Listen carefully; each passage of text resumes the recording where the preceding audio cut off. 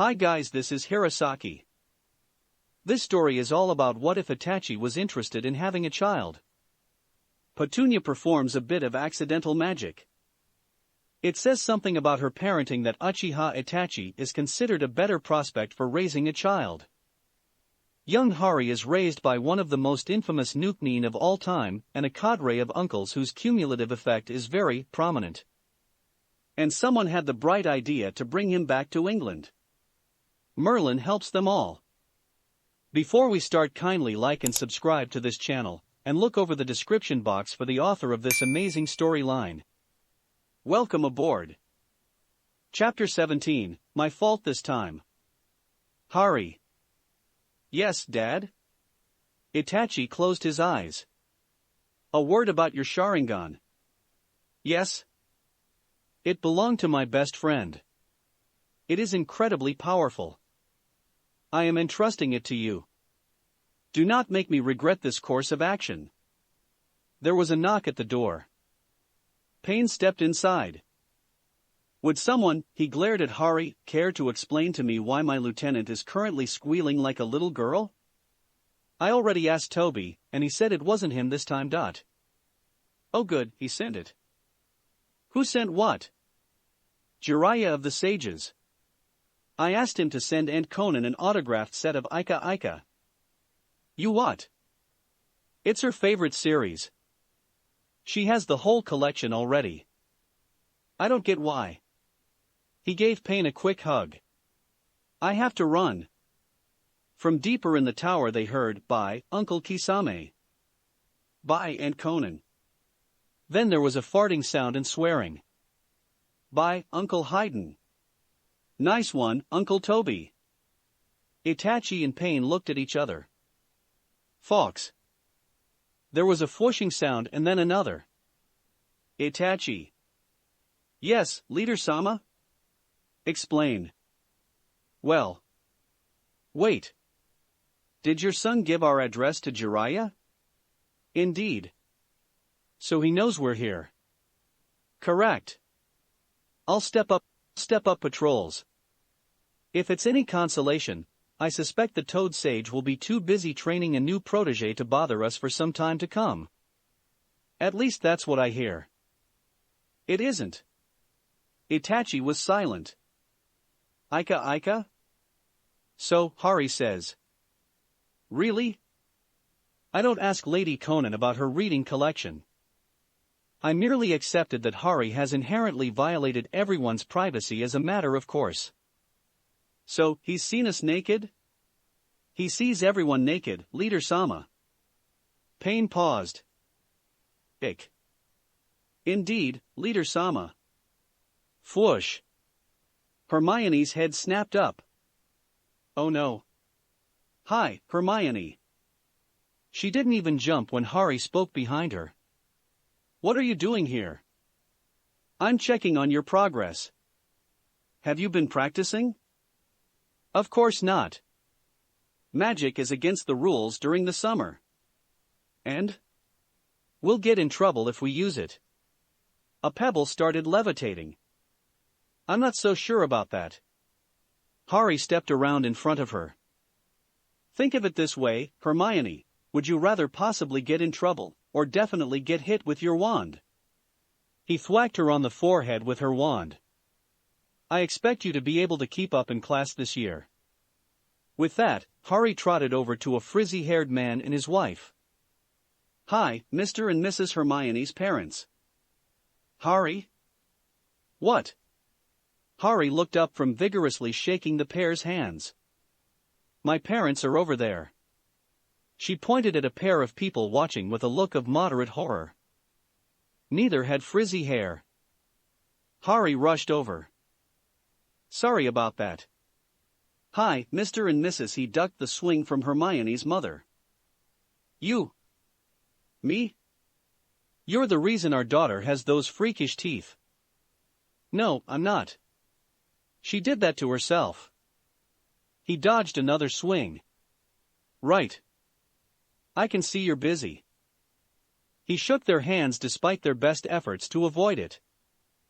Make sure Hermione practices her magic, or I'll hit you with her wand. He paused. Ask her what that means. Harry suddenly had a phoenix on his shoulder. By now. Fawkes burst into flames. Flames. The muggles on the beach stared in horror at the second fireball in as many minutes. Mom, Dad? Yes. We're leaving. Now. Why? Because when people start asking Harry questions, I want to be elsewhere. Hermione gathered up her towel and began trotting away. Now, please. Fwoosh. Who the hell is O? Blaise Zabini lowered the muggle pistol he'd raised inside. I suppose I shouldn't be surprised to get a visit here on our completely private villa. Hey. Blaise. Hi. Did you know Hermione is really twitchy? Around you or in general? Yes. I see. Blaise, what was THO? Miss Zabini stepped through the door into the living room and smiled, perfectly manicured eyebrow rising slowly. You've invited someone to our private estate already? Her smile turned wicked. Starting young, just like your mother. Mom. And a boy, no less. M.O.M. Hello there, she murmured huskily. She held out a hand. I'm Circe Zabini. My mother was Greek, she added, by way of explanation. Harry took her hand and kissed the back of it. I'm sorry to hear of your recent bereavement. Thank you. It was such a shame. Yes. I heard. Total accident, from what I understand. Knives so easily moved to the mansion from the guest house and all. She raised her eyebrow. It happens all the time. Harry's smile was all mirth. Oh? Of course. Harry sat on the couch beside Blaise. What a charming young man you are. Thank you. I'm working on that. Working hard indeed. She made a purring sound. M.O.M. Stop flirting. What? She put on an innocent look. What flirting? I was just complimenting young Harry. Harry was watching with a slightly confused expression. Some of this exchange was familiar in the abstract, but he was having a great deal of trouble lining it up in his mental space as relating to him. What am I missing? He asked Blaise. My mother was doing one of those things she does. I don't have male friends because she always flirts with them. I flirt with the females as well, hun. Harry's face was blank. There was a step he wasn't getting here. And to direct things back to a topic I understand, Harry tried. Are you by any chance engaged to anyone, Mrs. Blaise's mom? That's a rather forward question, young man. She made a show of looking him over. But if you're going to ask, you should call me Circe. Harry shrugged. Are you currently engaged to anyone, Circe? Do you blush? She asked. What? Harry ignored Blaise's bout of snickering. Do you blush? Probably. I mean, I have all the right veins and so on. But you're not blushing. Why would I? Circe stared at him for a while. Then she looked at Blaise, a perfectly manicured eyebrow raised. He's serious, Mom. Blaise grinned. He really doesn't get it. Circe frowned. A challenge, then. She had a wicked smile suddenly. Harry dear, has anyone ever given you the talk? The smile grew when Blaise began to choke. Talk? Oh good. M.O.M. What? Please? It was bad enough the first time. And on that note, Harry motioned and Fawkes landed on his shoulder. Sadly, I have to run. I have a few people to drop in on still. There was a whoosh as he vanished in a cloud of fire. I like him. I must say, Blaise, I'm not sure I approve of your starting so young, and I admit I'm not glad that I shan't have grandchildren, but you chose a very nice young man. M.O.M. Fwoosh! Gah! Pansy shouted. She threw down her silverware. Damn it, Potter. You couldn't have waited until dinner was over? Potter? Snapped her father. Father, if I might introduce HarryPotter? You may not. I don't. Harry was suddenly in front of him and his wife, bowing slightly. Greetings, Mr. and Mrs. Pansy's parents. I just wanted to accept your thanks. Our what? For what? For saving you from your horrible fate. Come again? I read the transcripts. You were forced to do things against your will. I'm glad I was able to save you from your waking nightmare. I think that's what you said it was. What? And your poor wife from her job torturing Muggle children. You are most welcome. Pansy was staring in horror at her friend, whom she was certain was about to be cursed into oblivion. I'm glad that I can be friends with your daughter and thereby teach her to avoid falling into the same trap that you did when you first met What's-His-Face. Voldy Dork? I can't remember. Any moment. She was sure that it was any moment, her friend was going to be utterly erased. I hope you don't mind if I join you for an early supper. We most certainly began her mother. I'm glad. Harry snapped his fingers and a house elf brought a chair for him to sit on. Do you have any rice? Well, I'm sure your elves can find some. What? Are you going to do that thing too? What? You are. Okay. Harry turned. How's your summer been, Pansy? Suddenly less sane. Do you really think our elves are going to get your rice? Why not? I'm not an honored guest. Well, that's what I thought. You're bloody mad. I'm not angry at all. Harry smiled. I'm feeling quite beneficent. He apparently was unaware that there was a seething hatred coming from the other end of the table. Please tell me you have something to drink other than pumpkin juice. Water? Oh good. There was a tense silence during dinner.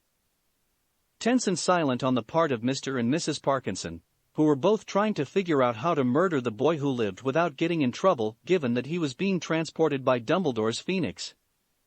Pansy was engaged in relatively calm talk with her insane friend, discussing the upcoming year. I heard we're going to have someone good for defense this year. Yeah? Gilderoy Lockhart. He's just about the most famous wizard in Europe. And that's good? Good? Well, he's famous for defeating monsters. Oh. That's cool. Yeah. And he's handsome. That's nice? Yeah. Pansy sighed happily. Okay then. Harry blinked as a baby phoenix landed on his shoulder. Bye. There was a ball of fire and then a thud outside the mansion. There was another fwoosh and then, mercifully, silence. Fwoosh. Oh. Tracy Davis had her spoon halfway to her mouth. It had stopped there when her friend had appeared on top of the breakfast table, cursing like a sailor. She had thought she was used to the weirdness around him. It turned out not to be the case. Her father's wand was already moving, but Harry's foot snapped out in an absent-minded way and kicked it into the corner without doing anything as crass as looking at what he was doing. The worst part was her mother's reaction. For a moment, she'd raised her eyebrow. When Harry kicked her husband's wand, she calmly drew the .357 Magnum she kept at her hip, and was about to plug several rounds into the boy when he ducked and rolled behind Tracy. Hey, Tracy. Hi, Mr. and Mrs. Tracy's parents. Harry's voice emanated from behind the redhead. You can put the gun down, Mum, said Tracy. She was speaking in the slow, careful voice best used around people with large-caliber handguns pointed at one's chest. Or at least, pointed elsewhere. This is my friend, Harry. Her mother paused a moment. Then she holstered the gun and smiled. I should have known. Tracy found her mother's response to magic to be one of the more worrying aspects of her family dynamic. Her mother mixed the unflappable nature of someone who was looking at magic from the outside and therefore didn't take anything for granted, with the outlook of someone who plenty of magic users would like to kill and had decided to let someone else fill the pine box. In other words, she didn't get surprised by anything because she figured it wasn't remarkable that magic could do it and, at the same time, treated all unexpected phenomenon as hostile and reached for a firearm when confronted with the unknown. "What do you mean you should have known?" asked her father. Tracy felt it was a sign that her father really did love her mother, that he didn't ever object to her tendency to shoot first. That or he didn't want bullet holes in him. She wasn't sure. From how she described him, appearing in a cloud of fire on our breakfast table, cursing away his somehow apartment. She turned to Harry, who was poking his head out now that he knew the gun was put away. "Would you care to join us for breakfast, dear?" "Yes, please." Harry sat at the fourth chair. "I just spent all night popping along from the Parkinsons' residence." "The Parkinsons?" asked her father. "Yeah. I stopped in for dinner with Pansy and her parents. They were ever so grateful to me for freeing them from the Imperius." "The Imperius?" Tracy watched her father chuckle weakly. He had managed to plead down to a lesser charge and was out in time to see her take her first steps. "That reminds me," interjected her mother. "I'm Claire Davis." She held out her hand and was surprised when Harry kissed the back of it. "I just wanted to thank you for retiring my husband." "Retiring?" "Indeed. He decided after meeting me that he would rather not be a Death Eater. Your actions as an infant meant he was able to become." She paused, staring off into space for a moment. "Ah yes, I remember the term now, a productive member of society." Apparently, she had decided not to let that go. Her father had the good grace to look sheepish.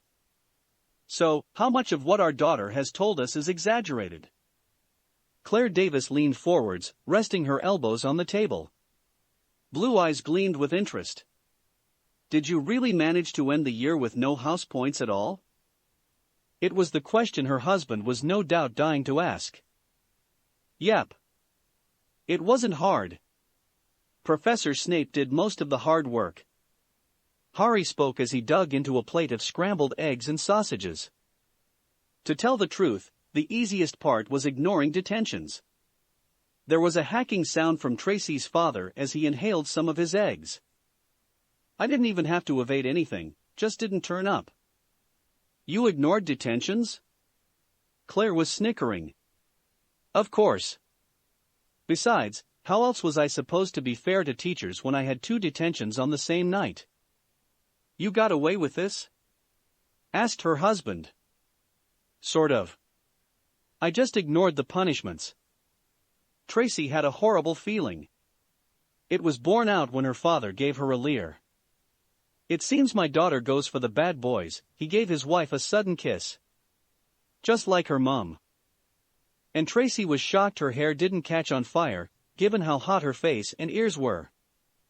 "To be fair," said Claire, "there is a difference between bad boy and murderer. Not in my case." "Come again?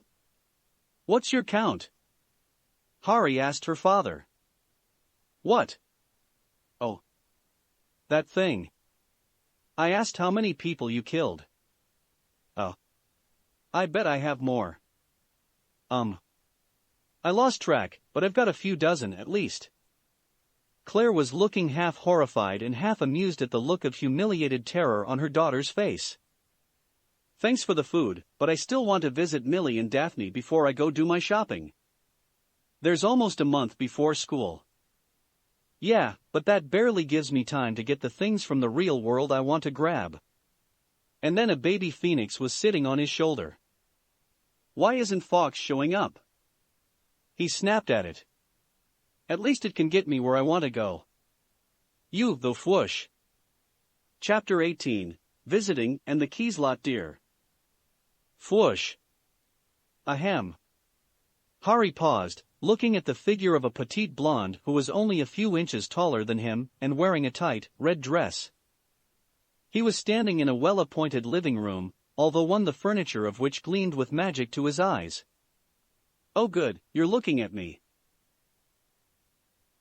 And then Harry slammed into a wall. "I really need to get the hang of this," he muttered. "Seeing the punch coming early doesn't help if I don't dodge, because I'm expecting the swing too early." He rose to his feet. "I'm assuming that's some kind of greeting." There was a crash as his kick smashed into the underside of the blonde's jaw, and she hit the ceiling. The blonde landed a bit heavily, but Harry was impressed. There wasn't even a bruise. He hadn't tried to hold back. She glared at Harry as she cracked her knuckles. Millicent came sprinting into the room. "Mom. What's going on?" she sighed. "Harry." The boy in question had closed his left eye and was swaying out of the path of each of her mother's swings. He didn't appear to be putting any effort into it. "Hi, Millie." Harry calmly smacked aside an incoming punch. His return palm strike drew a screech of outrage as it struck something soft, sending the blonde flying. "Who is this, anyway?" "That's my mother." "Cool." Harry dropped below a kick, noting that the woman had somehow managed the attack in a tight dress. It was a skill, even if it was one he rarely saw.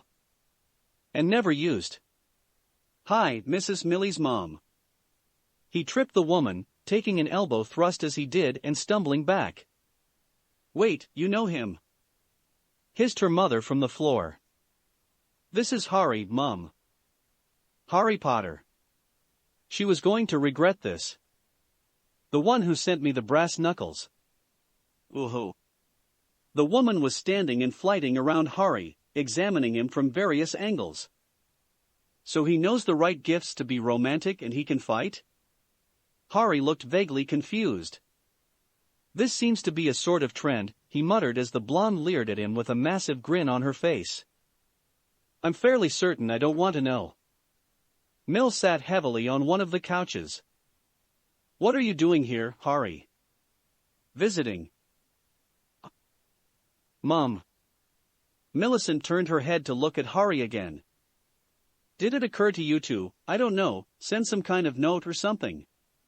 Or even just tell me before leaving King's Cross that you might be stopping by?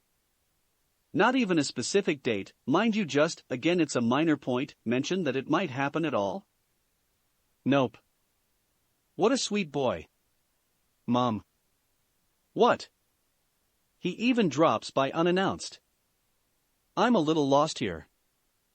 "How's summer treating you, Millie?" "I'm 5 and 50 with my mother, so I'm improving." It somehow felt totally normal that Harry didn't react to that. Not even the suggestion that her mother was stronger than her, despite being scrawny in comparison. "Nice. I'm 0 and 10 against my father. But I don't think that really counts. No one beats my dad." "Isn't your father dead?" asked Millicent's mother. "Of course not." There was a pause. "I'm fairly certain I remember reading something about them dying." She looked at Millie. "Just a tiny article in the back of the paper, no doubt." She raised an eyebrow. "Anyway. Anything interesting happened this summer?" Millicent paused.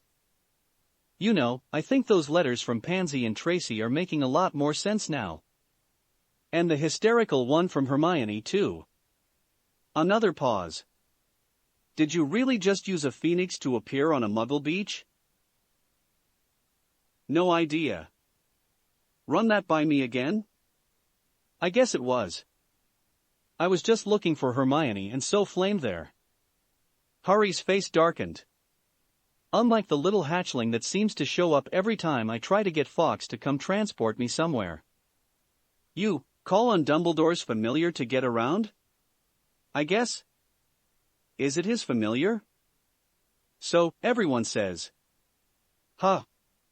Harry shrugged. "Either way, now I've got this idiot that can't get me very far." It'd be faster to run, honestly. He glared at the bird sitting on the mantelpiece. It returned the look with one of innocent stupidity. So, there's a phoenix that shows up when you call for one? Sort of. It doesn't count if it can't do anything useful. I rather think it does. Meh. Just to check, interjected Millicent's mother. You fight, you get nice gifts, you stop in to say hello just because, and you have a phoenix? Yes. The giant grin that Harry was slowly becoming familiar with was turned on Millie. Mom. Yes, dear? I'm going to hurt you. You wish. The blonde patted her daughter's cheek.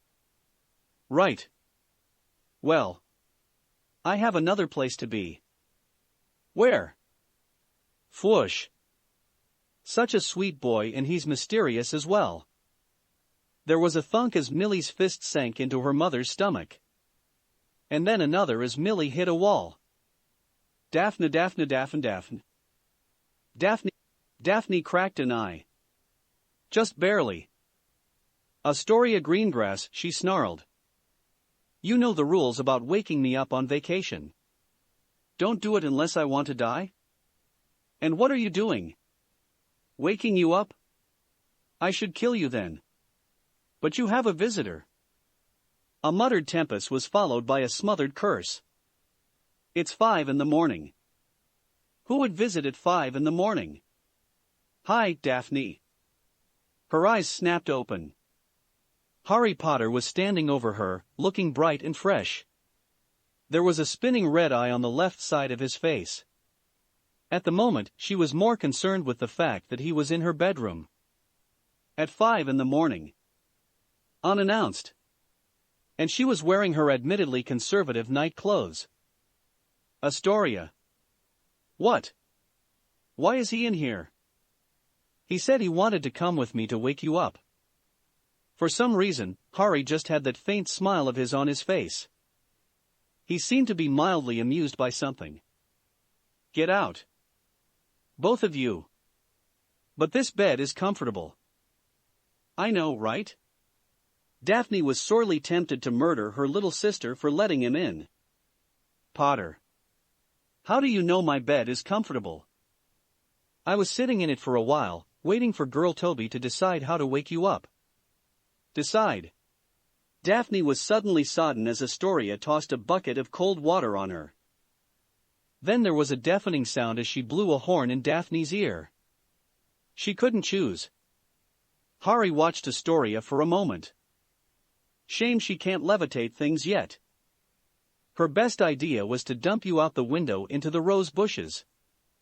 Hey. You said my best idea was transfiguring her bed into a tub of ice water. Ah yes. Harry's smile was suddenly broad. He leaned back as a soaked fist tried to hit him. Come on, girl Toby. Let's see if there's breakfast. Can I have pancakes with lots of syrup? Does it make you hyper? Yep. Sounds like a plan then. We'll get Daphne up after we eat. Daphne listened to the footsteps of her sister across her floor, and then the door closing and heading downstairs. A cautiously opened eye told her Harry wasn't in the room, despite not hearing him leave. She wished she had a knife.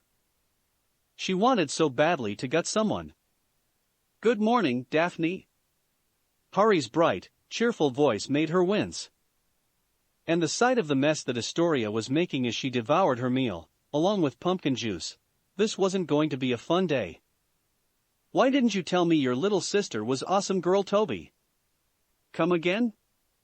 Girl Toby. Why didn't you tell us she's awesome? Because she's a pain in my bum. Daphne sat, and there was a loud farting sound. Astoria fell out of her chair laughing as the black-haired girl extracted a pink circle from under her. What is this? Harry slipped a few pancakes onto a plate and slid it in front of Daphne. How has your summer been? Peaceful. Daphne glared at the still snickering Astoria. Compared to school. Astoria's laughter stopped. I guess I'm not trying hard enough. Don't you dare, you little monster. I already know I'm doomed to another 10 months with this one. Daphne jabbed a finger at Harry, who was examining the counter, apparently engrossed in the woodwork. If you make home less peaceful, I will not be held responsible for what I do. She sighed. I had even been feeling pleasantly left out. Left out? Why? Because while you visited everyone but me, I gather that the visits have been far from enjoyable.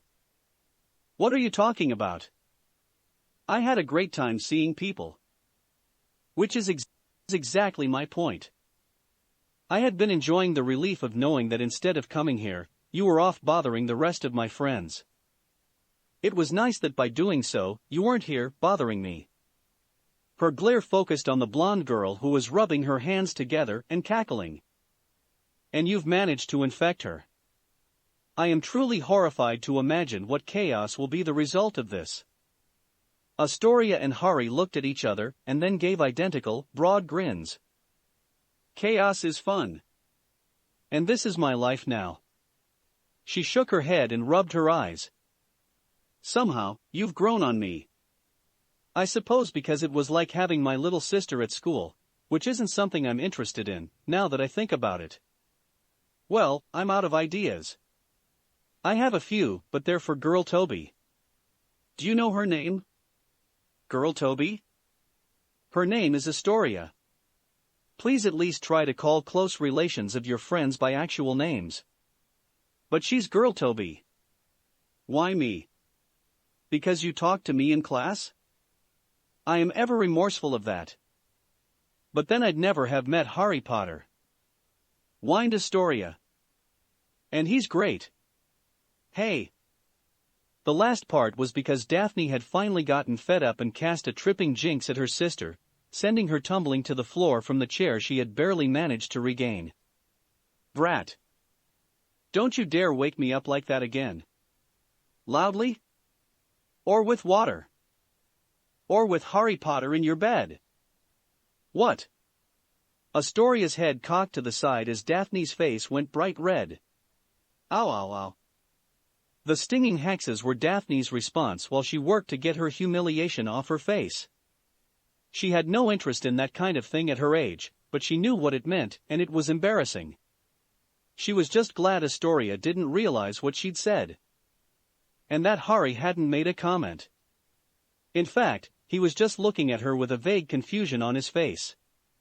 I have some shopping to do, Daph. Bye, Girl Toby. Bye, Harry. Astoria waved happily as a baby phoenix landed on Harry's shoulder. Oh shit. Not you again. Really? I couldn't get a working phoenix? I had to get Fwoosh. Fwoosh. You. Harry closed his eyes. I'm out of curses. The trill from the bird only made him scowl. This is new. Where's Fox? Another chirp convinced him to just move on. The alley was crowded, which didn't bother him much. No one looked twice at him, given that he didn't look like their conception of HarryPotter. He strolled idly into large clumps of wizards and walked out with pilfered gold and other small items of value. Fwoosh. Harry glanced at his shoulder. No, the chick was still there. Oh. He looked up at the adult form of Fox, floating happily in the air with a large roll of parchment. My school letter? Nod. Great. Nod. Would you care to explain the defective hatchling that won't leave me alone? Nod. Well. Nod. You're fucking with me. Shake. Did you give it to me? Nod. Why? Nod. Yes or no only. Nod. Oh. Joy. Is it mine? Nod. Did you know it can't go full distances? Nod. Did you just make him do it so you wouldn't have to? Nod. You're an utter bastard. Shake. Bullshit, your parents were married. Shake. I hate you. Shake. Will it ever work properly? I'm not reassured by your lack of response. Nod. You know something? Nod. Fuck you. He grabbed the bird and slammed it into the nearest building. It struck with a weak squawk and exploded into flames, turning into a pile of ash. And the rest of you can go to hell. That was addressed to the crowd of horrified onlookers who just watched him kill a phoenix. This is suddenly going to be a long fucking day. The next hour or so was spent fading into the background. Despite people remembering him, they also forgot as he put his training to use. It was easy to be memorable, but he'd learned to be forgotten. Always best that enemy ninja not have an accurate description of the person who murdered their lord, after all. To spice things up, he shoplifted random objects that caught his eye. Magic might be good at detecting theft, but he was good at stealing things, and the alarms tended to go off after he was far away. It was a knack. Uncle Toby taught him how to do that. He stuck to small things, since he had no interest in trying to add more seals to his arms to store large objects. When no one looked twice at him, he slipped into a shop and walked out with a trunk. It had plenty of things in it, but since they belonged to a seventh-year girl, he left a trail of debris behind him as he emptied it while walking towards the bookstore. On his way, he made a stop in the apothecary to leave with a large amount of their stock.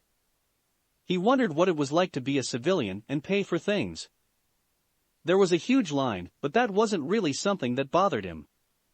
He simply pushed anyone in his way out of it. All hail Harry Potter, Lord Slytherin of Chaos. Harry shrugged and then took an exaggerated bow. He was always amused by the antics of the twins. Once they decided he was a good person or funny anyway, they had left him alone. Except for things like this. Both of them were applauding while kneeling. Thank you, thank you. As I live and breathe. There was a gold man coming at him. Odd. Harry Potter. Well, my boy, we must have a picture together. The man gave a huge smile. It didn't glint. He'd seen better. Who are you? Harry's head cocked to the side. I don't think we've, oh. He'd been consciously ignoring his eye for a while, but the captioned pictures were pretty much everywhere. Gilderoy Lockhart, my boy. The smile was radiant and the hair was impressive on its own. The roguish daredevil hero. There was a sigh from the female part of the audience. Banisher of the Ballywog Banshee, warrior of Water on the Naze, destroyer of the dancing demon of Downton. Had you ever met a man named Uriah? Savior of St. George's what? You really should meet him. You need his dance. Harry strolled through the crowd, absently skimming a few of the advanced books. Why are you following me? Why to fulfill every child's dream, having his picture taken with me. Harry didn't turn. At the risk of sounding stupid, what? Come now, you're a lively young lad. No doubt you've heard of me.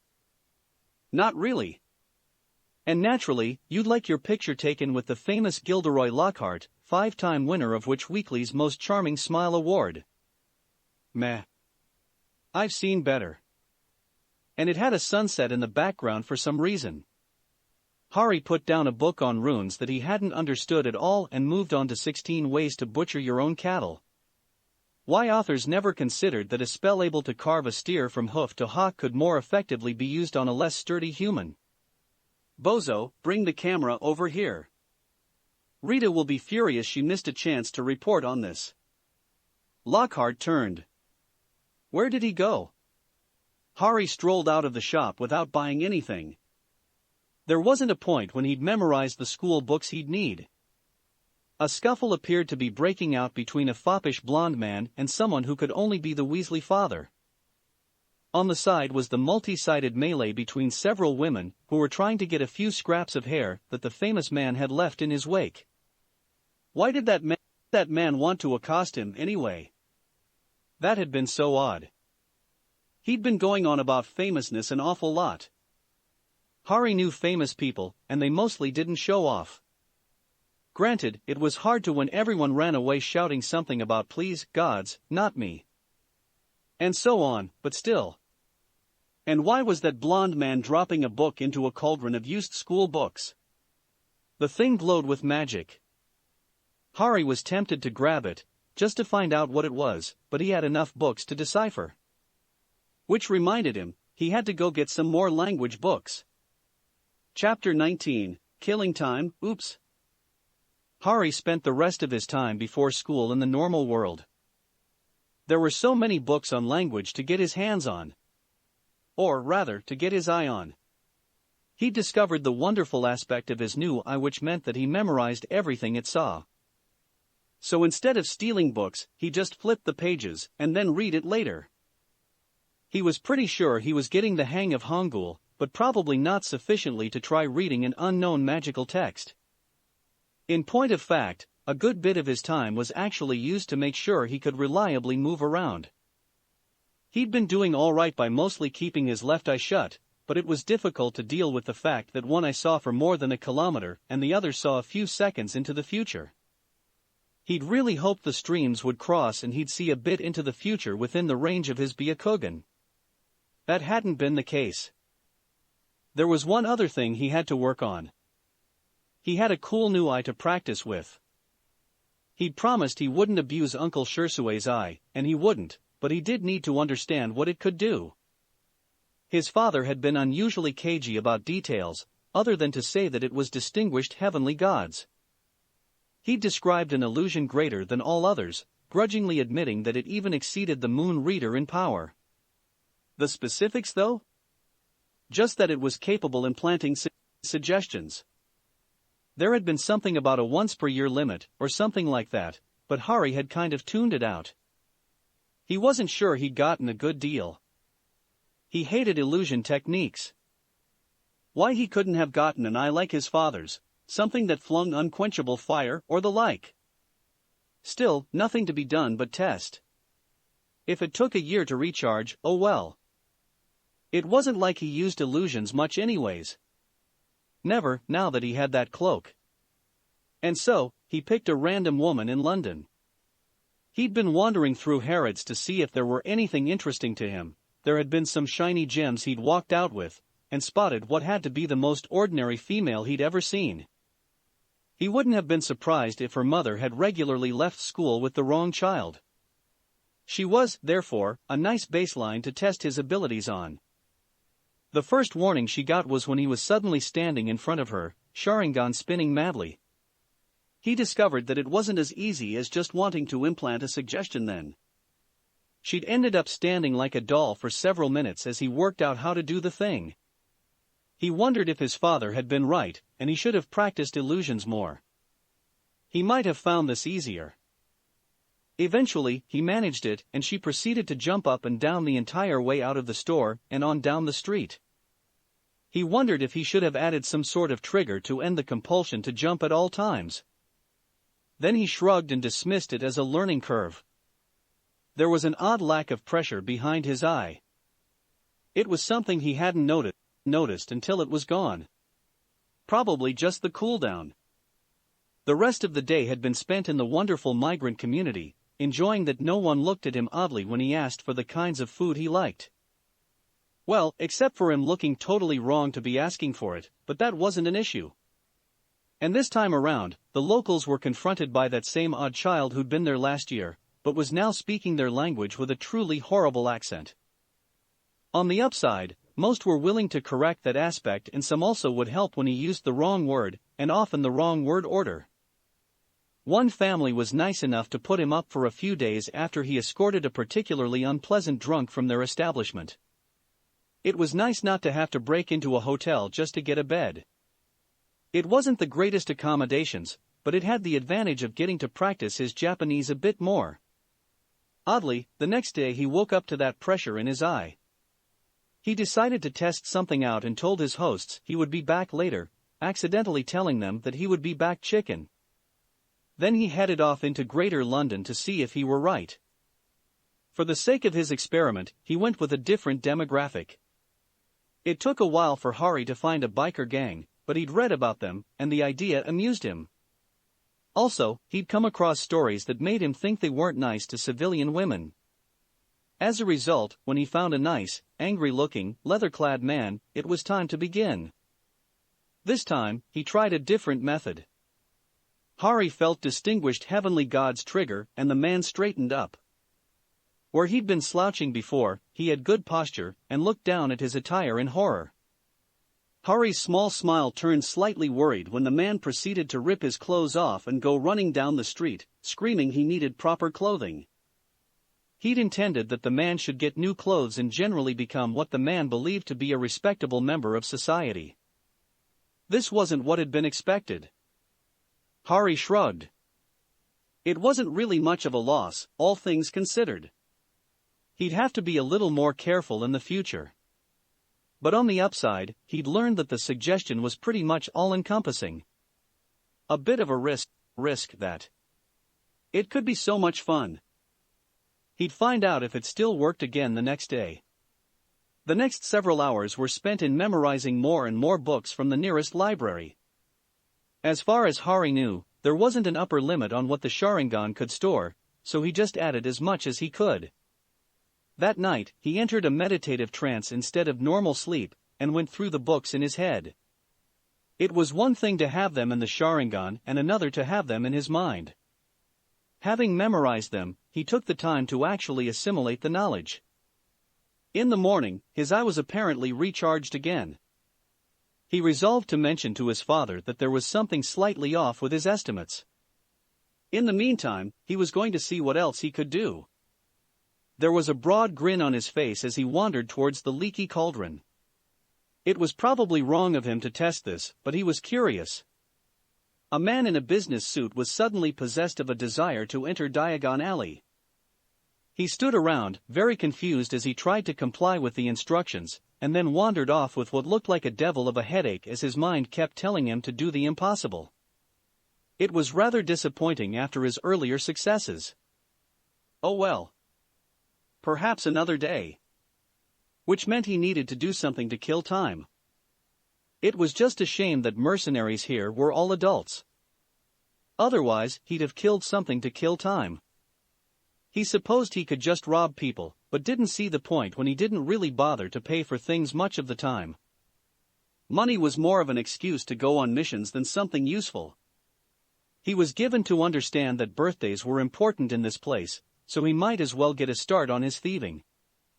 Hermione was easy enough to get something for, barely had to think about it really.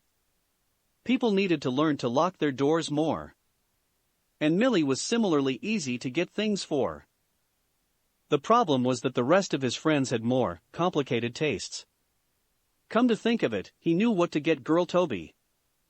On the upside, finding Muggle toys for his other friends managed to take up most of the day. In actuality, it ate much of the following day as well. He got so wrapped up in trying to find the way to get Blaze's gift that he nearly forgot to test out distinguished heavenly gods. Really, it was so hard to pick the right one, and those men in the red suits and big hats had a definite air of people who didn't wait to ask questions about why someone was wandering around. And more importantly, they carried weapons with a certain degree of skill.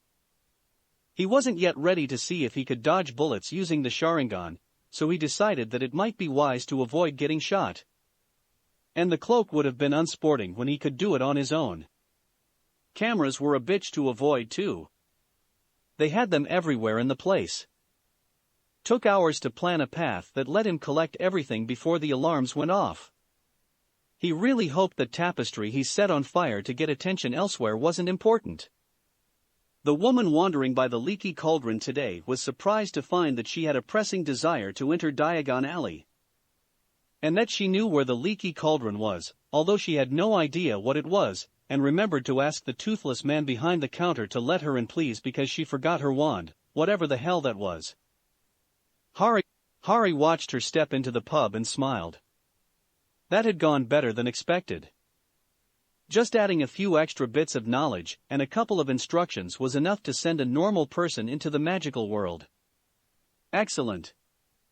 He had no idea what he planned to do with this knowledge, but it was the kind of thing that he had no doubt would be useful at some point.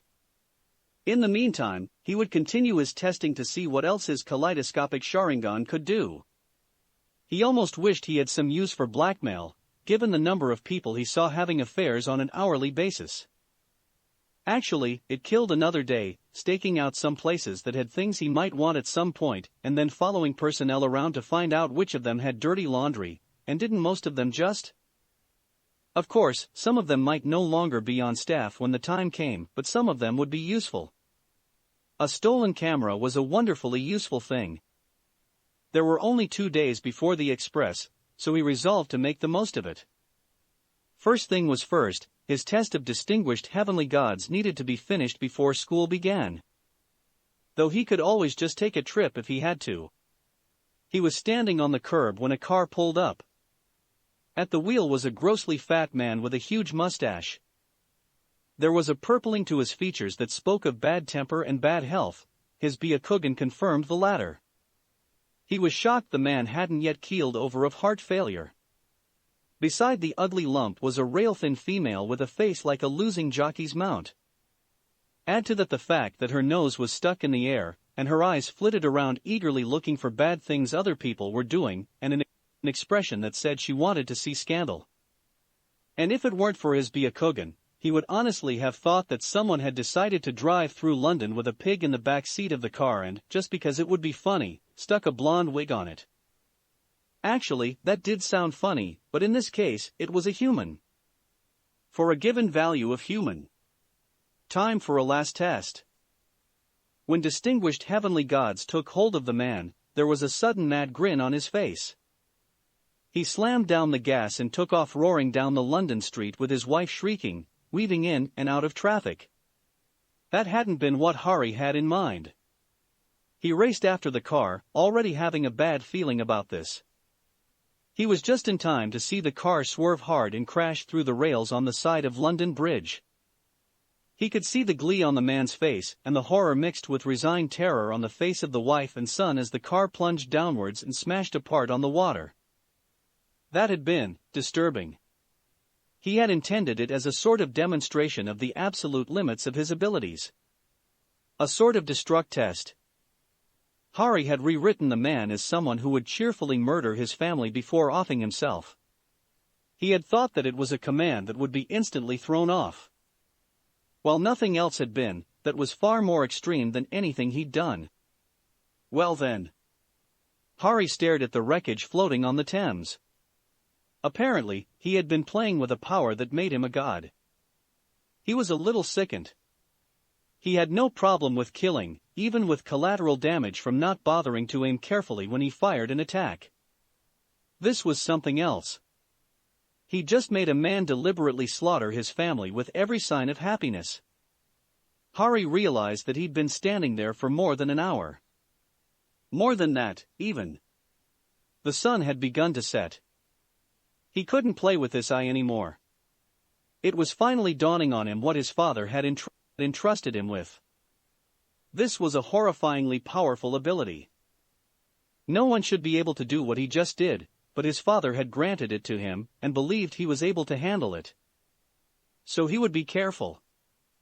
There were no checks on this, but what he imposed on himself, and for the first time, he was thinking that he should have limits. Harry was the custodian of this terrible gift. His use of the power was limited only by his self-control. Well then, he would have to be careful with this. There were limits to what was amusing, and what was an abuse of people unable to defend themselves just because he could. Harry shook himself. He wasn't going to spend his time moping over this. He knew the new rules, that would be enough. He needed to cheer up. He knew just what to do too. He just needed to figure out where to get a blonde wig and a pig. Chapter 20, The Express Locale. Harry was still snickering as he prepared to leave his temporary hosts. They had been mostly quiet, not wanting to know why the weird white boy who acted like a normal person who couldn't speak Japanese, well, not properly, anyway, was suddenly giggling all the time. What time they had spent with him had given the impression that he had a very physical sense of humor, and it would be best not to ask, in case anyone questioned them. His gales of laughter at the headline of the newspaper had been worrying. It was on the lips of many people, even here in an area normally somewhat withdrawn from London politics. The Minister for Foreign Trade had been seen driving around with a pig in the back seat of his car. There were a few problems. The obvious one was that as an important minister, someone drove him, and so he had been sitting in that back seat. Then there was the slightly troubling fact that his mistress had been with him in said seat. The somewhat more scandalous aspect had been that he and his mistress had been in a state of dishabille when they had arrived at their destination and someone had opened the door. There had been the minister and a woman who was not his wife, and a pig in a wig who was also not his wife. And someone had managed to get a picture. Harry didn't understand sex in reference to himself as a participant, but he'd been a ninja for his whole life. He'd seen plenty of couples and morples with his Byakugan and helped Uncle Sasori blackmail people. But most of his enjoyment came from his training with a different uncle. Uncle Toby had taught him how to grab people who'd passed out in a brothel, and how to pair them off in ways that would lead to maximum screaming. Especially politicians. He hadn't planned this one, he'd just gotten lucky when he picked the first car to come by once he managed to get the sticking charm settled properly on the pig's head. He'd seen what was going on, but hadn't really thought about it beyond a small snicker at thinking about the woman's face when she realized what she was lying on while kissing the man. This had been luck on his part. Harry had missed this. Even Hogwarts didn't have such wonderfully unbridled chaos. He would have to do something about that. Maybe. He had a busy year ahead of him teaching 2 pupils at once. Still, time needed to be made to make things a bit more interesting for everyone. Perhaps something involving a prefect? The walk to King's Cross was uneventful. Harry casually sidestepped the car that jumped the curb and slammed into a crowd of pedestrians. It was odd, the flash of magic at the steering column. And there appeared to be a house elf following him. The things that happened in his life. Actually, what was odd was that a second car had the same mechanical trouble. And then a lorry. And a bus full of tourists. And then, by the time he got to the station, the streets were choked with emergency personnel trying to get to the scattered wounded. Traffic had ground to a complete halt, which meant that the 2 cars nearest the entrance to the station just crunched to the ground when they were tampered with. Someone really had it out for the normal people, using magic to hurt so many of them for no reason. The station itself was even more crowded than usual, given the number of people who had decided to try and get closer to home via mass transit. There wasn't going to be anyone getting there by car for a while. And in that mix were the last of the magicals, trying to unobtrusively enter their secret platform, while almost being squashed by the horde of normal around them. Harry was running late in no small part due to his staying around London for a while, enjoying the sights and trying listening to the endless speculation about the minister whose resignation was expected any minute now. There were already crass jokes about how he could tell which was his mistress, which Harry felt was a shame, because the woman had been pretty enough. On the other hand, the questions of how she knew which was which. That and the fact that he'd picked up some more samples of proper food for the house elves. They were good at what they did, but he wanted to see if they could learn to make little cookie sticks dipped in chocolate. The locals had an actual name for it, and it was so much easier to say. He intended to bring that home. The barrier glowed. That wasn't right. Well, it always glowed, but it had more glow than usual to his Byakugan. He grabbed a trolley and flung it at the barrier. It crumpled against the brickwork. Well then, he wasn't poking that. On the other hand, the train had probably just begun to pull out of the station. He didn't really feel like using the Phoenix. If nothing else, it'd take him more than a day to get to the border with Scotland if he did, let alone to Hogwarts. And besides, he didn't like the little bastard. Oh well, nothing for it. He trotted out of the station and around the side. The tracks he was looking for glowed. Harry sprinted along. The train was still in sight for him, and it got closer as he ran. He slammed a hand against the metal and used chakra to stick, nearly yanking his arm out of its socket as he pulled himself to the express. just as well it was still working up to full speed. It was the work of a few moments to haul himself onto the side of the car and begin strolling along. The wind was blowing hard, but he'd once been too close to Uncle Kakazu's pressure damage. He tucked his hands into his pockets and went to visit his friends. They'd picked a carriage near the front, so he had to travel much of the length of the train. And that's why the second of the laws for transmutation we're going to learn this year is, why are you all staring at me like that? I wasn't that boring, was I? Hermione sounded a little unsure of herself. She'd found she liked it when people learned from her. No, said Blaze. Not really, added Tracy. I stopped listening halfway through, replied Pansy. So, what's the matter? I'm hallucinating? Millicent was frowning. I think. Just for the sake of an argument, said Daphne, with the cautious tone of someone probing a wound, what are you hallucinating? That Harry is looking in at us through the window. Huh. Daphne considered for a moment. Perhaps it's a group hallucination? Come again? I'm seeing the same thing. Me too, Tracy was rubbing her eyes. That's not possible. Hermione didn't turn. It's Harry. She sighed. Blaze, would you open the window and let him in? Blaze shrugged and unlatched the window. A mildly disheveled Harry clambered in and dropped into a seat. Thank you lot, he grumbled. You left me out there for a while, didn't you? Do you people realize how cold it is when the wind is blowing like that? Harry? Yes, Hermione. You just climbed into the window of a moving train. It's not at full speed yet. Not the point. Then why did you mention it? I didn't. Where are you going with this? If I had to guess, interjected Blaze, she's upset that you're complaining about the cold when you just climbed in through the window of a moving train. Oh. Well. Hermione prompted. Harry said nothing. Tracy nudged Hermione's ribs. You forgot to ask a question. How did you do that? Harry cocked his head. I didn't make her jab you. Daphne sighed and covered her face with her hands. Merlin, Morgana, and the Morrigan, my life was so. Actually it was pretty messy before you came into it, now that I consider the matter Astoria and all still. Harry? Said Millicent softly. Yes? I meant to ask when I saw you over the summer, what's with your eye? What about my eye? It's red. Pink eye. Harry? Yes, Hermione. It's spinning. Oh. He paused.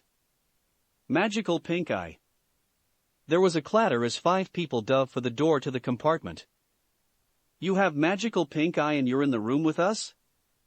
Snarled Pansy from under Millie. You mean that's a real thing? Yes.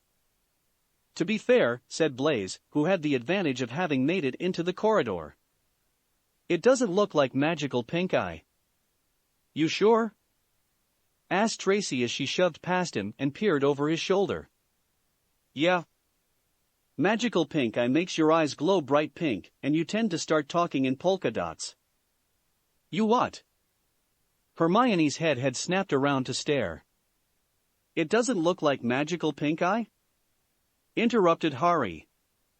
Nah. No talking in spots.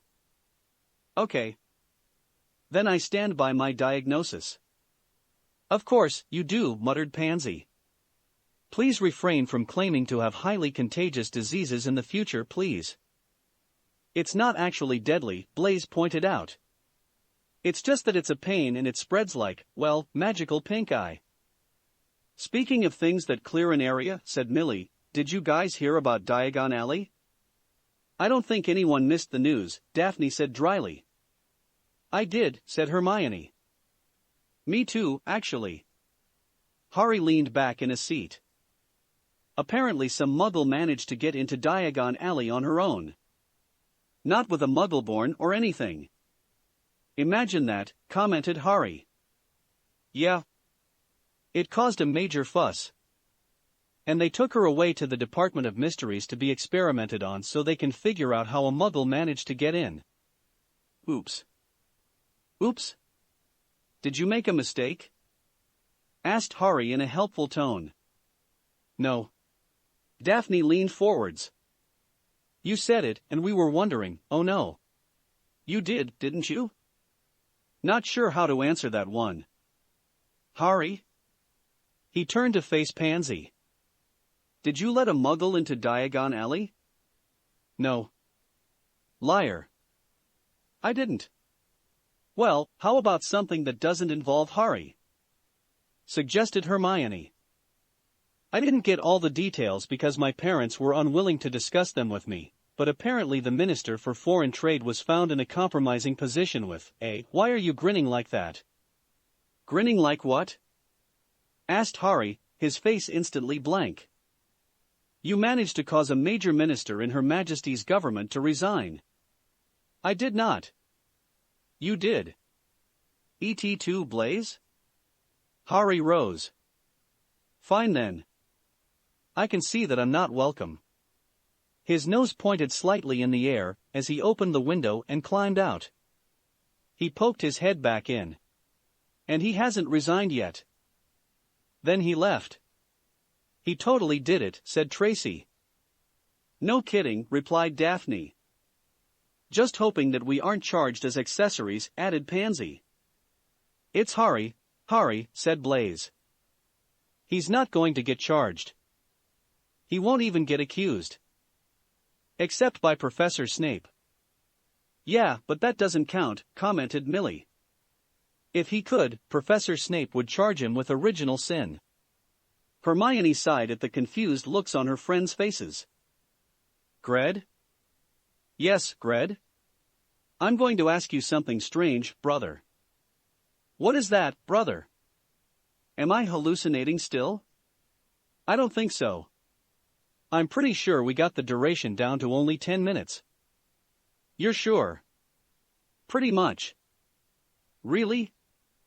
Why are you asking? Because Harry Potter is knocking on our window. Come again?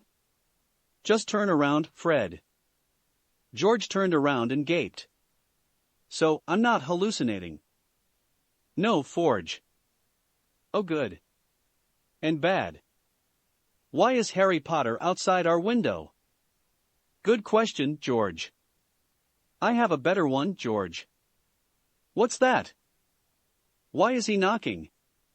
If I had to guess. Please do. He wants to come in. You do realize how crazy that sounds, right? Yep. What should we do? Well, it would be rude to leave him out in the cold wind. There was a sudden smile on Harry's face and he nodded. I guess that settles it then. George went over and opened the window. Hail, Lord of Chaos. Fred knelt. What can we do for a brother in the art of mania? Asked Fred. Just looking for a place to spend the train ride. Correct me if I'm wrong, but don't you have a bunch of friends? Yeah. But they're busy accusing me of things. I feel like Uncle Toby. You're in good company here, then. Too true, brother, added Forge. We get accused of all sorts of things. Of course, we usually did them. This is true as well. But we still get accused of everything. You were a boon to us, you know, M-Lord. Yeah? Indeed. Everyone was trying to watch what you were going to do next. That alone let us get away with scores of pranks. I liked when you got Ravenclaws to have bright pink robes for the morning. We didn't do that. I saw you. Bull. No, really. I didn't recognize the potion you used, but it was clever to add it to the bench instead of the food. They'd have caught on to that early. How? Trade secret. Say no more. The door slid open. Lee Jordan blinked. Why is Harry Potter in our compartment? He came in through the window. I thought you'd fixed that duration problem. We did. Right. Lee looked over at Harry, who was taking up a couple of seats as he stretched out. You know, there's some kid working his way along the train to find you. Is that the little runt who poked his head in a while back? Asked George. Yeah. That's the one. Why? Harry sounded genuinely confused. Well, to people who haven't spent 10 months in a castle with you probably think that you're more interesting than insane. Bah. No, really. I'm not insane. I've grown up with my uncles. Trust me, I know insane. Oh. Since we have you here, is there any chance we can enlist your aid in a prank? Asked George. Perhaps. Harry's smile showed far too many teeth. I decided I needed to spice life up for those around me. Fred's smile was equally broad. Oh good. So, we had this idea too. So, what's with the weird horses? Harry's question caused his friends to jump. Tracy yelped, then screamed. Her jump had sent her sideways and the impact on the door of the carriage had opened it, letting her tumble onto the ground. A moment later, Harry scooped her up and trotted back to the carriage, holding her out to Millie. You dropped this. They stared at him holding out a girl while moving at the same speed as their conveyance, all the while not winded. But seriously, what's with the weird horses? What horses? The ones pulling the carriage? There's nothing pulling the carriage. Actually, Daphne, said Blaze. There are some creepy skeletal horses there. Why didn't you say anything? Asked Hermione. Because they're creepy, even to someone who's grown up with magic. Maybe they're thestrals? Suggested Harry. I read descriptions of them, but no one made pictures. What are you talking about? Harry swung himself into the carriage. Never mind. Are you guys glad you're not first years? Very much so, said Pansy. Be more glad. Why? No reason. Uh-huh. I'm just offering some advice. Of course you are. Glad you agree. Chapter 21, Avoid Excessively Stupid Youthfulnesses. Welcome, welcome, Dumbledore stood at the head table, smiling broadly. I'm glad to see most of you once again. There are a few whose transfers I sorely wish I had been given a chance to process. The paperwork was sent to you and everything. He glowered for a moment. Now on to some important information. Firstly, a warning, in keeping with the best of Hogwarts tradition, no one is to offer help to any first years. Punishment for doing so will be swift and uncertainly reversible. It depends on the mood of the one issuing the punishment. He pointed to a Hufflepuff. You'll note that Miss Bennet still has the rabbit ears from 2 years ago when she decided to offer some advice. That was leniency. A further notice, the Hogwarts Express will be leaving early this year. Late fees will be levied against those who trespass. He motioned to Professor McGonagall, who rolled her eyes and rose. And now we begin the sorting. I will thank you, Mrs. Weasley, to remain silent for the duration. Do not make me force the matter. Gred and George mimed zipping and locking their lips. Then they mimed swallow the other's key. 2 loud burps echoed. Thank you. She left the hall. While my esteemed deputy is out of the room, I would normally take the chance to issue some kind of instruction of which she would not approve. But I can't be bothered. Instead, let us prepare to greet the new members of our educational institution. Before we do, I will lead us in a short prayer for those of them who will not see the year out. He bowed his head.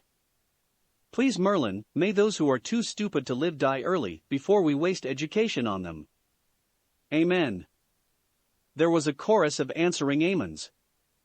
15 minutes later, the doors to the great hall opened and the small children entered, led by Professor McGonagall. She lined them up and then proceeded to walk the length of the group, levitating them into an actual line with muttered comments about questionable geometry, and how in her day people knew a line was straight. The entire horde was bedraggled and dripping on the floor of the Great Hall.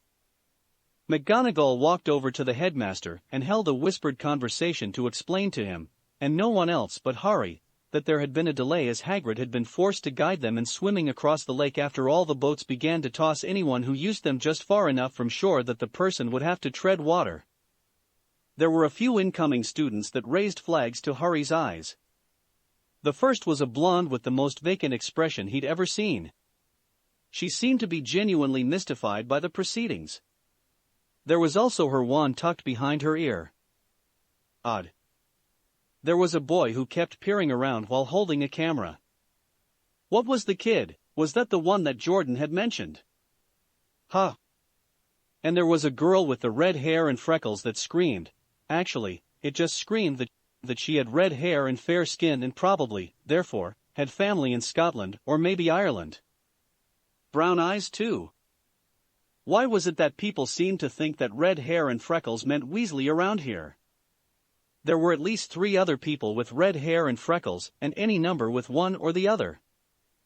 Regardless, what had drawn his attention was the flare of magic from the book she clutched in the pocket of her robe. It was the one the blonde man had deposited into a cauldron in Diagon Alley. Harry tuned out the sorting as much as he could while seeing it and reading everyone's lips. It was one of the more frustrating aspects of his life that he often had to focus to avoid focusing on things. Of similar annoyance was the fact that everyone treated this as some sort of sacred activity, and so when he prompted them to conversation, they shushed him.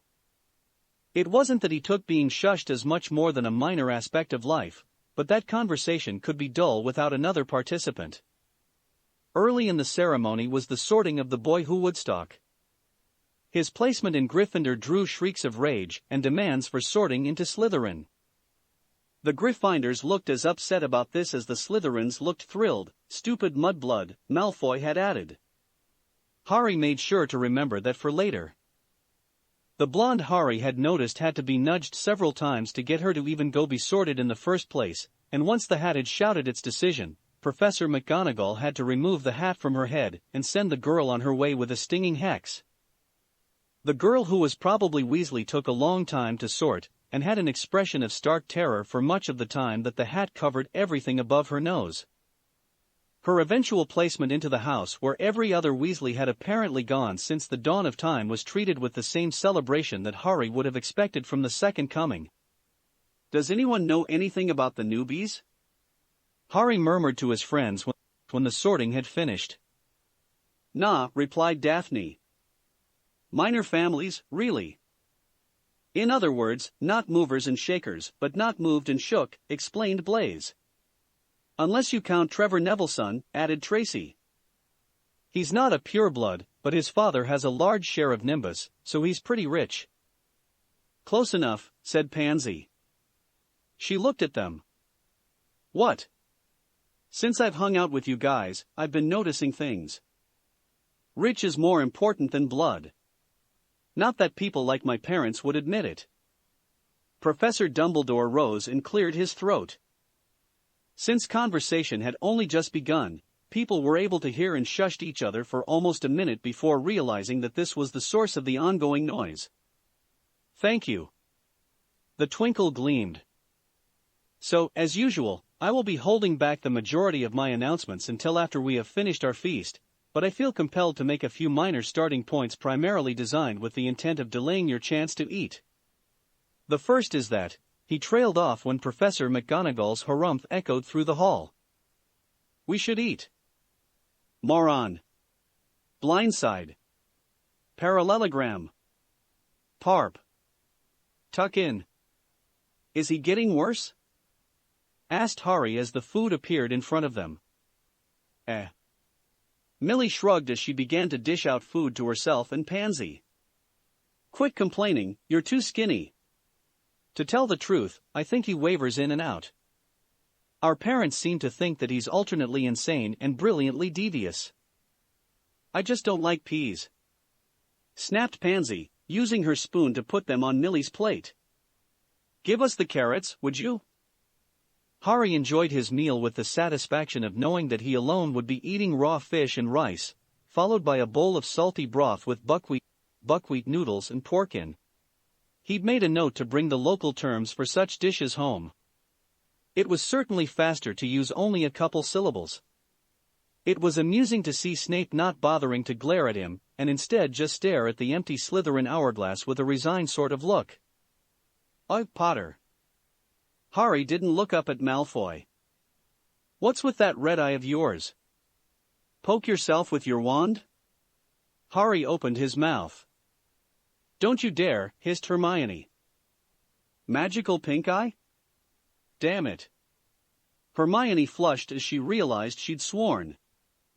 And then realized that no one other than her friends had heard, since the entirety of Slytherin other than them had all lunged as far from Harry as they could manage, many of those sitting at the ends of the benches finding themselves on the floor under a pile of bodies.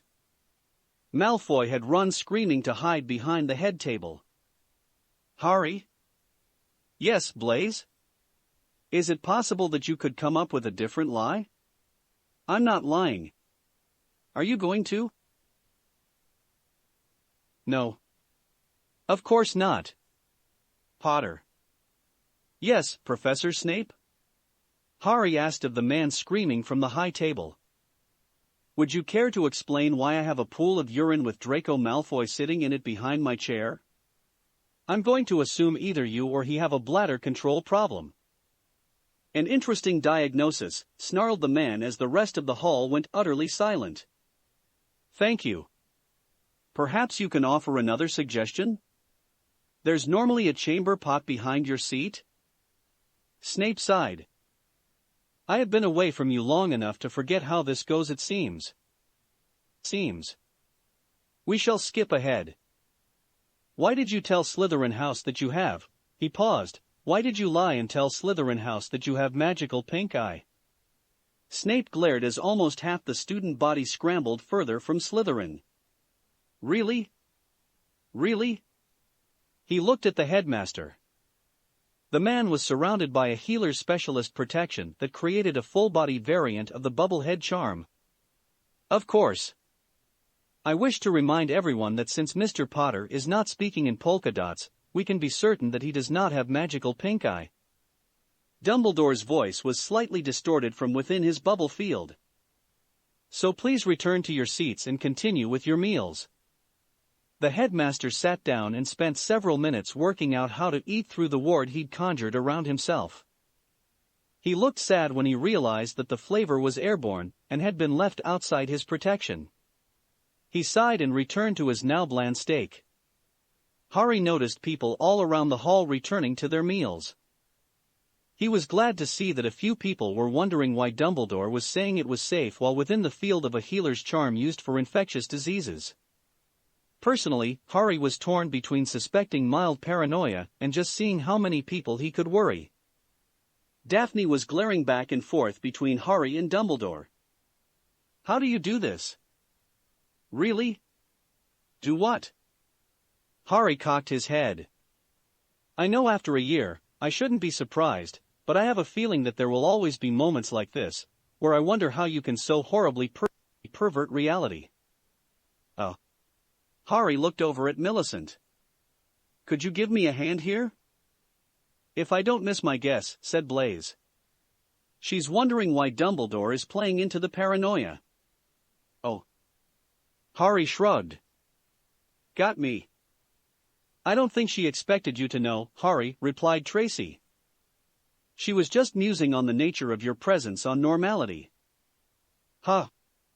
The food vanished and Dumbledore stood up to speak. "As usual, I have many things to say regarding the start of the year. The first will be to warmly welcome Gilderoy Lockhart to the teaching staff." "Sit down, Gilderoy, I did not invite your comments." Lockhart had been halfway to his feet when Dumbledore cut him off. "I will tell you when you are welcome to speak. Here's a hint, not while I'm headmaster. As I was saying, we welcome Gilderoy Lockhart to the teaching staff as the new professor for defense against the dark arts. Let us all offer a moment of cheer for the foolish soul willing to take the post. I admit that there has been an upward trend, given that unlike his predecessors, Professor Stutterface's only fled the castle under suspicion of assault on Aurors instead of actually dying. Perhaps that has given this poor idiot hope. While I realize that this will sound tired, I must remind all of you that despite its name, the Forbidden Forest is, in fact, forbidden. I know that you think that this is an invitation, but anyone who wanders in there had best have supreme confidence, since we will under no circumstances be bothering to fetch you from whatever you meet in there. On a related note, there have been yet more things added to the forbidden list. Contraband now includes all products from Esok no Z and Onko SZ as well as their parent company, Zonkos. Please also bear in mind that you are not allowed to duel in the corridors. Assaults will be dealt with harshly, but duels will result in lack of medical attention. Please study up on your healing charms before engaging, therefore. I'm happy to say that last year continued our trend of a lack of pregnancies during the term. I understand that Miss Garadala is now expecting, and I hope that her longtime boyfriend, Mr. Damston, is the father, but since the conception was over the summer and oh dear, I hope that his worry is because she hadn't told him yet and not because of indiscretions. Regardless, I am sure that as entertaining a soap opera, as that will make for your assorted housemates, that you will recall that I am headmaster, and so I get to finish announcements first. Thank you. As I was saying, the only child currently underway in this school is a result of summer break and is not, therefore, considered my problem. I remind all young persons that they are to speak to Madame Pomfrey about contraceptives before indulging in youthful stupidity. Anyone who is detected engaging in excessively stupid youthfulness will find their pictures added to the volume labeled Idiots in the Nutty that is made available to students of appropriate ages. I remind first years that tonight is their one chance to learn a path from their common rooms to the Great Hall. To reiterate my earlier warning, expect no aid in finding classrooms, the entrance hall, the Great Hall, your common rooms, the Black Lake, and, for that matter, which way is down. We at Hogwarts believe that if you should need help finding the ground after jumping from a high place, you deserve whatever happens to you. And that, incidentally, you should publish on how you manage to have that experience. This is a place of academia, even if it always seems to just be teaching people how not to hex their own naughty bits off. Now, curfew is in 5 minutes, off you trot. With that, Dumbledore strode from the room, leaving the students to scramble to get to bed before they could get detentions on the first night.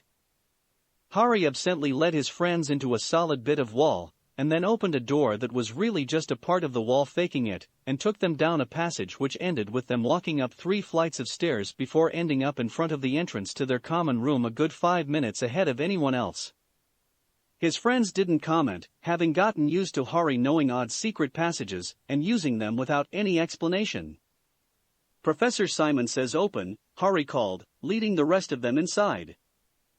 That's not actually the password, but until the prefects use it, that's the default from the summer, he said. At least, that's my best guess. You have a backdoor pass into the common room? Hermione sounded like she wished she were shocked. Not really. Besides, it only works until the prefects activate it using the correct password. Speaking of which, Potter. One of the upper years glared at Harry. What are you doing in here before us? Chatting with my friends? How did you get in here? The door? And the password? Thanks for reminding me, what's the password? What? That's a strange password. Harry? Yes, Daphne? I think he was asking how we got in without the password. Oh. Harry turned back to the red-faced prefect. None of your business. I'm a prefect. That's not nice. I hope it made your mother proud.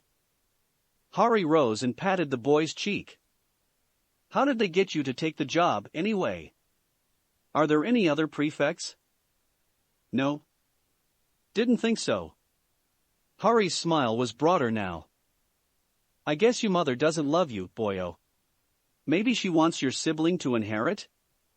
He turned back to his friends. Hermione, I will be assessing your progress tomorrow night. Assuming I find it sufficient, I will be beginning your training, Daphne, the night after." Harry turned and went upstairs to his bedroom. He wondered if he should have mentioned to someone that the platform had malfunctioned. But they probably had people who kept track of that sort of thing. Oh well. Besides, he had more interesting things to do this night. Someone had decided to wear a target on his chest and Harry wasn't going to let him be disappointed. Chapter 22, The Corpse. As promised. Potter. Good. Harry paused a moment. Morning, Professor Snape. Harry was sitting cross-legged on his bed, single visible eye bright and alert inasmuch as could be told when it kept spinning.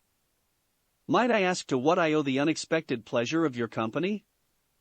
It was just shy of 3 in the morning and Professor Snape had nearly kicked in the door. Even now, he was glaring at Harry with a newfound venom. "Janusing Sanson is dead." "Who?" "The Slytherin prefect." "Oh. Him." "Yes, him." "Now up you get." "Why?" Harry asked as he rose and headed out the door. "Because I have a dead student, a dead prefect." "I'm not sure what that has to do with me," Harry replied mildly as he led the way out of the common room. "Really? Not the slightest hint of an idea?" "Not at all, Professor Snape." "So it isn't, for example, involved with you because you killed him?" "What isn't?" And so it went, for several flights of stairs. At the gargoyle, Snape glared at it for a moment. "I told the headmaster to expect me." "Don't jerk me about." The gargoyle failed to respond. "I'm not going to guess." Silence. "Not happening." Silence again. "Open up." "As fun as this is, Professor Snape, is there any chance that we can get to the purpose of this visit?" The gargoyle stepped aside. "Really?" Snape glared at the gargoyle. "I don't believe you for a minute that was the password." Silence. "Are you coming, Professor Snape?" Came Harry's voice from up the winding stairs. "Good morning, Mr. Potter, Severus." "Headmaster, Potter killed my prefect." "I did?" "Shut up, Potter." Snape stopped glaring at Harry to glare at Dumbledore, who seemed to be enjoying the search through a giant pile of sweets for something in particular. "Well. I'm sorry, Severus, is there any evidence this time?" "No." "Then I'm not sure what you expect me to A boiled humbug." "Lovely." Dumbledore held up the candy with glee.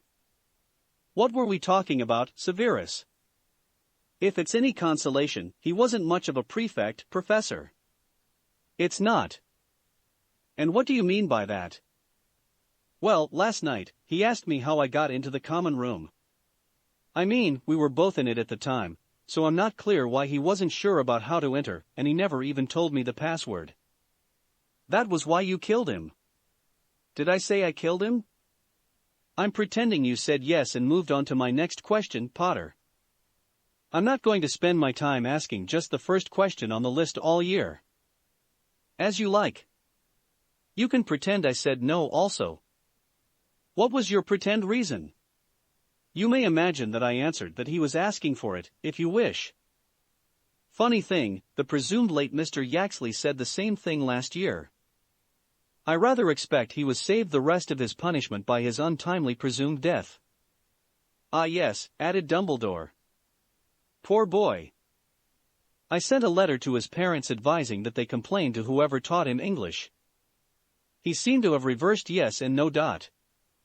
There was a steely glint in his eyes.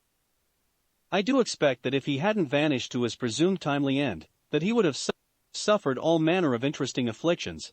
I feel certain that someone would have ensured that he got the rest of the languages mixed up, just to keep it neat, of course." The twinkle was back. "But why speak ill of the presumed dead?" "Why indeed?" Harry replied solemnly. "Setting that aside, Headmaster, I wish to lodge my complaint." "I'm sorry?" Dumbledore's head cocked. "Your complaint wasn't that you believed Mr. Potter to have murdered a student?" After your reaction last year? Hardly. Oh. Then what is the problem? I'm going to have to write the dear sir and or madam letter before dawn. Snape whirled to snarl at Harry. You couldn't have waited a week? What was so pressing that it couldn't wait until classes had started? Well, Harry began, before Snape cut him off. In a week, I would have finished the letter during my spare time. Harry tried. It's not like I didn't expect him to die. Stupid boy like that as prefect? He was bound to annoy you sooner or later. But his parents complained and there weren't any other takers. Not in all 3 upper years, Potter. Only one student was fool enough to take the badge in Slytherin. But I had to be woken at 2 in the morning by a frantic house elf who'd had the misfortune of discovering the body first. Do you realize how much sobbing I had to listen to over how she'd had to report it and so someone else was going to get to deal with the mess? It took 20 minutes to get her to shut up. And if I have to be awake, you get to be awake, remember, Potter? So that's why it couldn't wait until morning. What? No. Just because if I don't get the formal letter there before some idiot firstie notices he's missing, then I'll get a second holler over not informing them promptly. Snape paused. On an unrelated note, Potter, the next time you messily execute someone, please call for Jenny. I had to promise the blasted thing that she'd get the next corpse before she'd leave. Of course not, Professor. Damn it, Potter. Do not make me have to deal with another incident of hysterical house elf. But if I come across any corpses in the course of my wanderings instead of attending class and so on, I'll be sure to give her a call. Thank you. Snape rubbed the bridge of his nose. The first damn night. Think of it this way, Professor Snape, imagine how much more trouble he'd have made for you if he'd survived. Snape brightened up a bit. You know, that's a fair point. He'd probably have killed, Studham. I'm not sure how this is better. Oh, blast. Headmaster? Yes, Severus? Asked a Dumbledore who was evidently hiding a smile. Poorly, given that his beard was twitching. Can you let me borrow a prefect or two? I need, actually, now that I think of it, he'd done the only thing he was supposed to. Any other discipline problems will probably be sorted out, Mr. Potter. So I think we'll leave it at that. And in the future, Potter? Yes, Professor Snape? Could you please try to either make it a disappearance or something obviously school-related? I don't need to explain to a half-dozen parents about the actual murders going on in the school again. And, come to think of it, please keep it to during the day, after midnight, and before breakfast is not the time I want to be dealing with this kind of mess. Let's imagine I said I'll see what I can do. I'll take what I can get. The red envelope was smoking as Professor Snape glared at it. A howler? Asked Blaise. What on earth for? It's not even a full day gone yet. If I had to guess, said Harry. You don't. Hermione's response was curt. Guessing is for when you don't actually know. I'd say it's because he sent a letter to that prefect's parents, informing them that their son died in a tragic accident. Died? Asked Hermione. Accident? Asked Pansy. Harry looked at the now flaming letter. To judge from the fire, I would say that he was drawn, quartered, impaled, gutted, exsanguinated, and hung by his own intestines in an unused dungeon. Sounds more like natural causes to me, said Blaise. Oh, and he jumped up and down on a bed of nails he'd dragged from some nearby antique castle. Definitely natural causes, then. Natural? Asked Hermione. Yeah. Coroner ruled and everything. Professor Snape had picked up the now ablaze post and carried it sedately from his seat and out the door. There was some screeching barely audible through the wood. It was a door marked howler.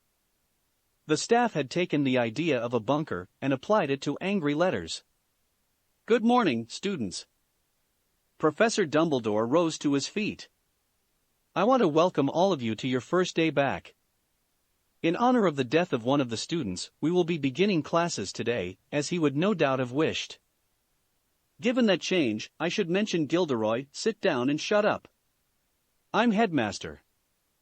That means I get first refusal when it comes to student attention and talking time. That we are rather strict about punctuality here at Hogwarts.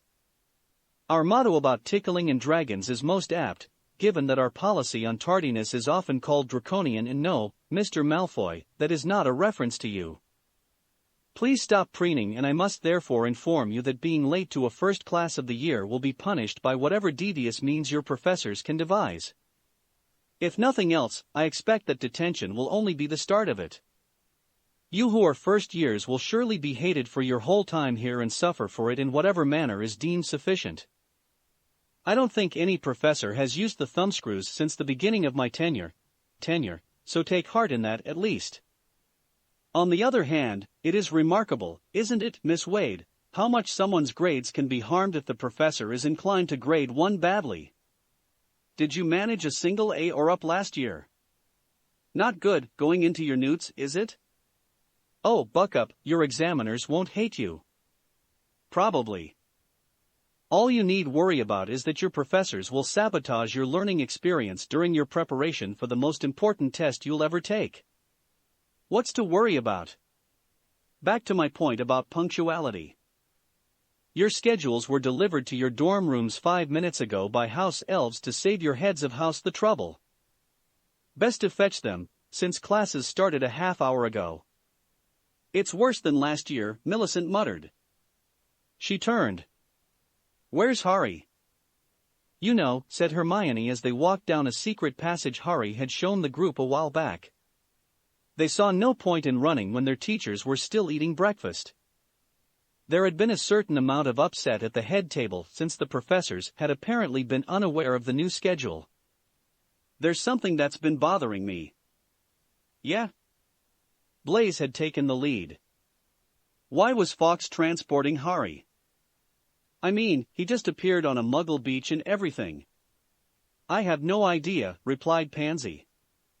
I mean, when he left my house, he was being carried by a baby phoenix. I don't think he liked it very much, added Millicent. I mean, he glared at it a lot when it was at my house. You know my mother is still gushing. Because he has a baby phoenix? Asked Daphne. What? No. Because he hit her so hard, she bounced off the ceiling. Millie rolled her eyes. I swear she's already started planning the wedding. Come again? She thinks he's the most darling boy she's ever met. It doesn't help that he sent brass knuckles for Christmas. Not helping here. Apparently he's thoughtful. Millicent paused. Actually, he did notice that I often wish I had a set of them to hit people with, so, but still. Because he hit her? Well, yes. Really? Really? Pansy's voice was full of confusion more than anything. Yep. It's funny. She never hits my dad. And that's remarkable? Hermione sounded worried. For my mum. Millicent raised an eyebrow. She used to hit everyone. But Daddy never gets hit. Because he dodges? Tracy asked. Sorry. I've been around Harry too much. What? No. She just doesn't even try. He's the only one. The milk elf doesn't deliver in the mornings, he waits for her to go out for a walk. You know, said Daphne.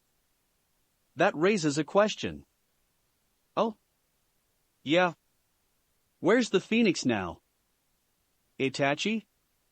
Yes, Leader Sama. Itachi turned from where he'd been staring out a window of the tower. Is something bothering you? Now that you mention it, yes. Itachi was silent. You see, I was just wandering through my tower, and I saw something odd. I would have discounted it as just a trick of my incredibly powerful eyes, but I've been seeing this for some time, and I decided I would try and work out the cause. Did you ask Toby? Normally, I would. In this case, I happen to suspect that you might be more helpful in sorting this matter out. Payne motioned. Follow me. As the two walked through the tower, Payne asked, How is Harry? As far as I know? He's fine. That's good. HN. So, if you'll just step in here, Itachi, could you explain this? Explain what, Leader-sama? Well, it's just that there appears to be a small, red bird sitting on my desk. Indeed, there does, Leader-sama. The thing is, I rather like being able to use my desk, and when I try to, my papers catch fire. How remarkable. You see, this is something that does not quite feel like a prank, Itachi. It feels rather more like something that wasn't really thought through that has ended up in my sphere of influence through no fault of my own. I admit that I discount allowing you to keep your son. Itachi didn't reply. So, I'm hoping you might explain what this bird is doing here.